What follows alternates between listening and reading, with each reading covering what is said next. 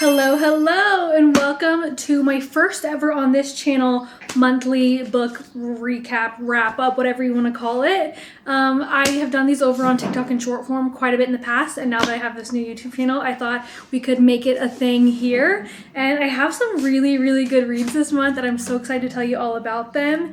And I also want to start creating my TBR with you, so we can kind of like make it almost like book club vibes, and maybe we can start reading the same books together.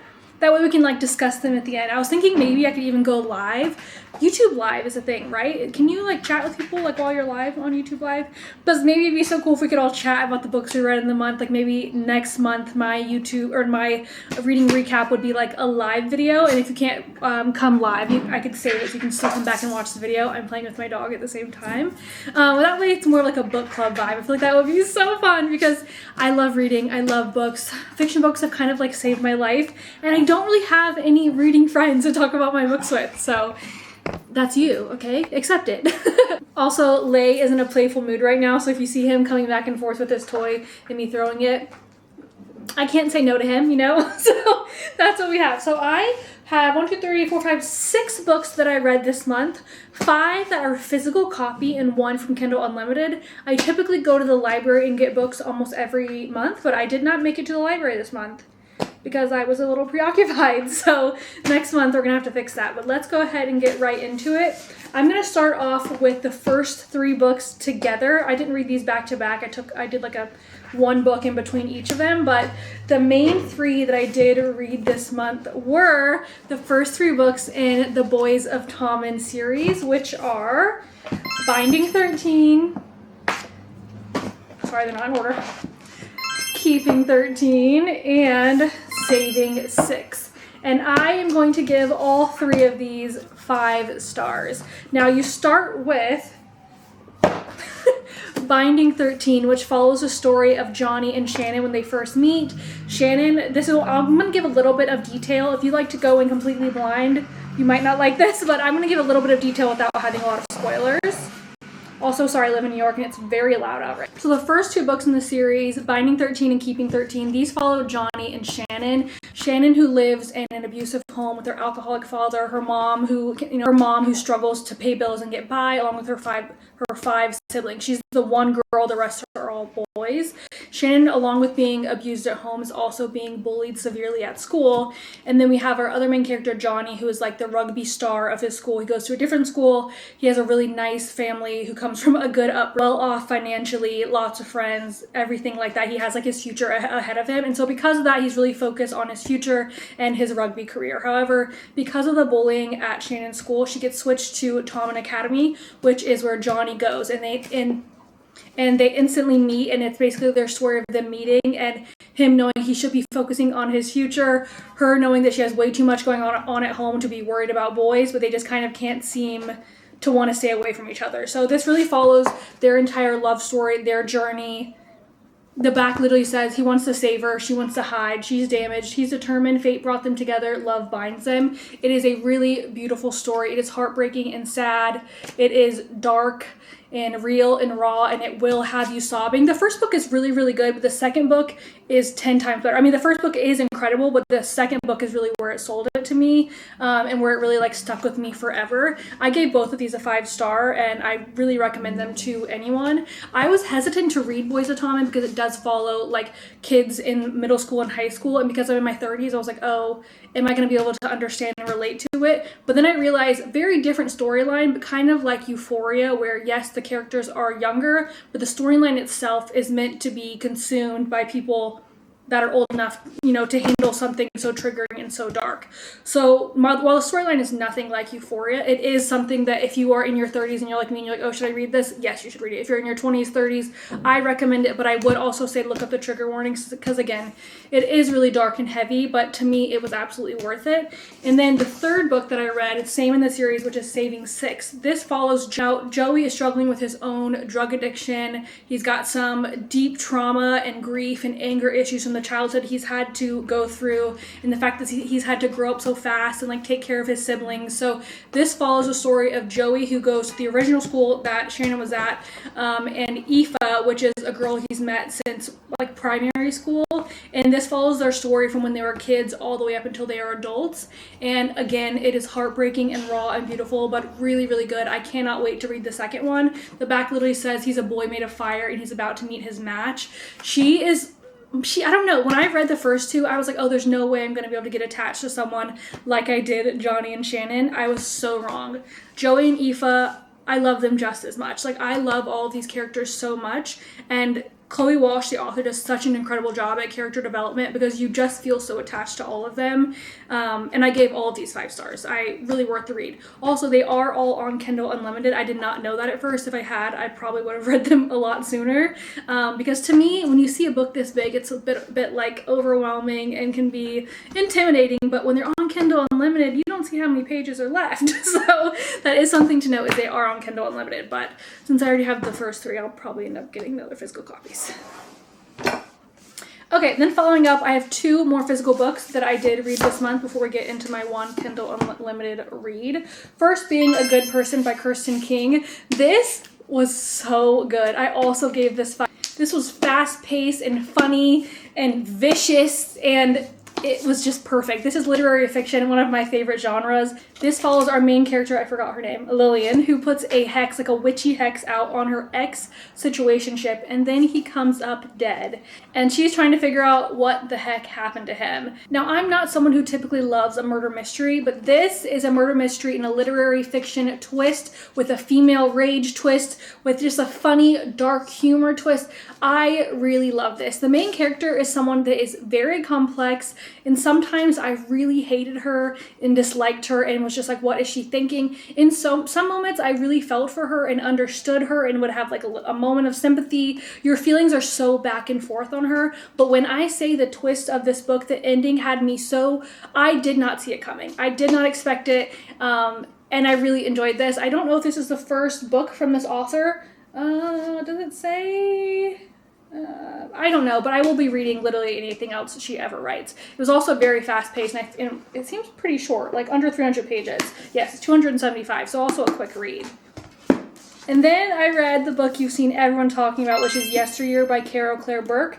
I am actually a listener of her podcast, Diabolical Lies. I did not know that she was writing a book, which she's probably talked about in her podcast, but I'm not like someone who listens to a podcast all the time. I just do it every now and then, so it's just, I've listened to it in the past, but I've never listened to it consistently, if that makes sense. So when I was reading this, I didn't realize it was the same person.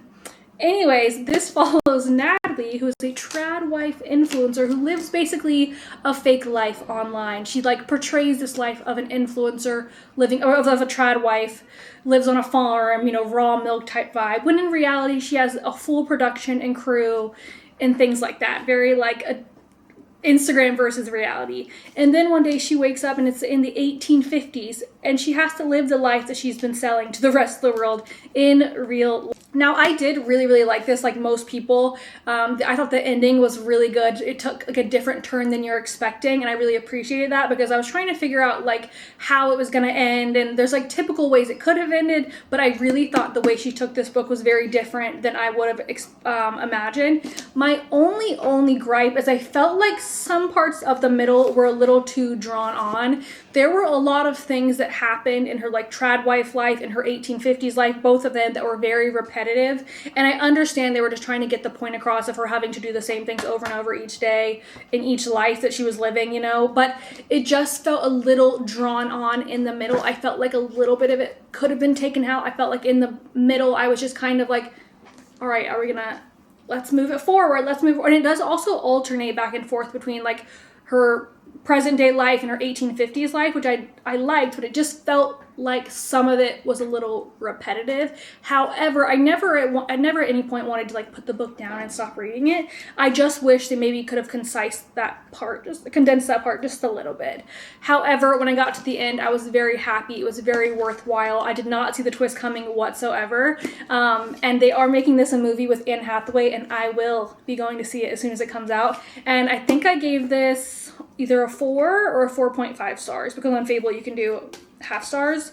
So we'll say a 4 if it was Goodreads, 4.5 possibly. I think 4.5 because of the ending. I think I would say, let's say 4. I really, really liked it. People are saying it's their best to read all year. I really liked it, and it is probably going to be a top read for me. Like, it's something where when I got to the end, I remember telling my husband, I was like, Noah! Oh my God!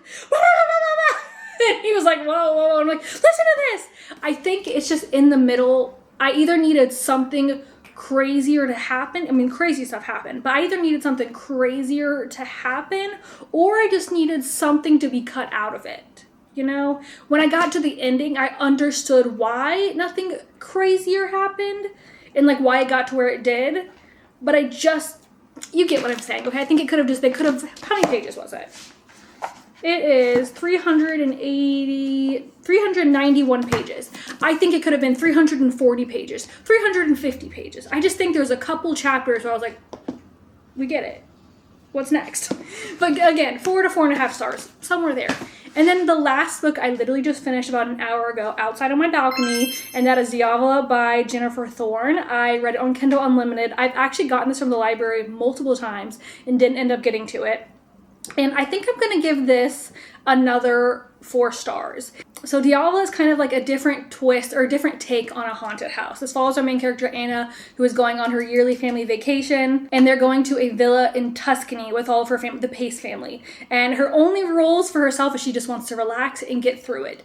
And then a bunch of spooky stuff starts to happen, and they're trying to figure out, is the villa haunted or is Anna making it up?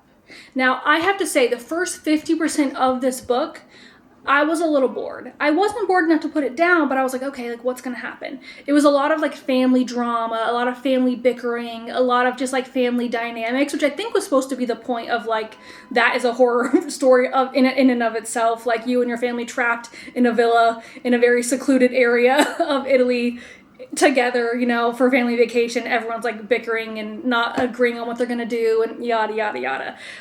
However, I just wanted a little bit more in the first 50%, especially because it is supposed to be like a horror thriller type vibe. I thought it could be a little bit spookier, where instead it's more so like the lights go out in the first, you know, things like that, like, oh my God, I thought I heard a noise. However, the second 50%, it ramps up really, really quickly. It becomes very fast paced, a lot more spooky vibes.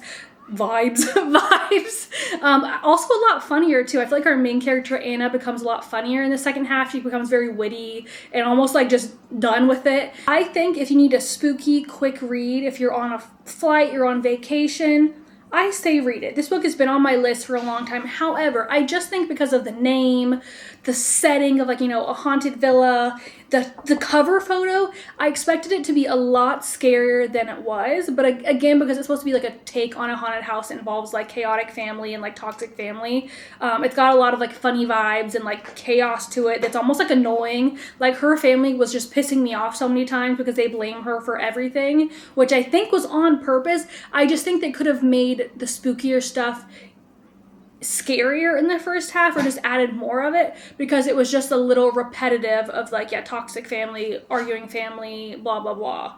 But the second half still, I think it made up for it. I've also learned in this video that I'm really not good at like explaining how I feel about books. I wish I was better at like articulating my thoughts, because I think maybe it's because I'm new at doing book reviews like this that are this long. My normal self would be like, yeah, I liked it, it was good, read it. And I'm also the kind of person that I kind of forget about what I read once I'm done reading it. So I had to really put in some effort to like revive my memory on what I read and like go back on my Fable and like, wait, what did I say about this book? Because if not, I kind of forgot them. But either way, this is what I read in the month of May. I'm actually gonna, like I said, gonna make a TBR jar video that I'm gonna post.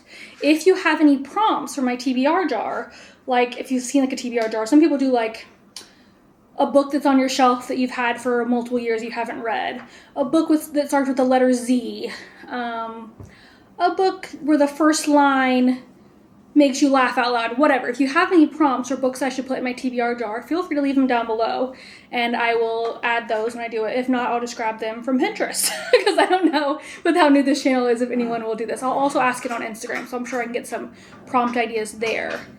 But I love you very much. Sorry if I was rambly. Maybe I shouldn't apologize. Maybe I'm being hard on myself. Lay clearly wants to go play, so I'm going to go play with him. And I will talk to you guys later. Bye.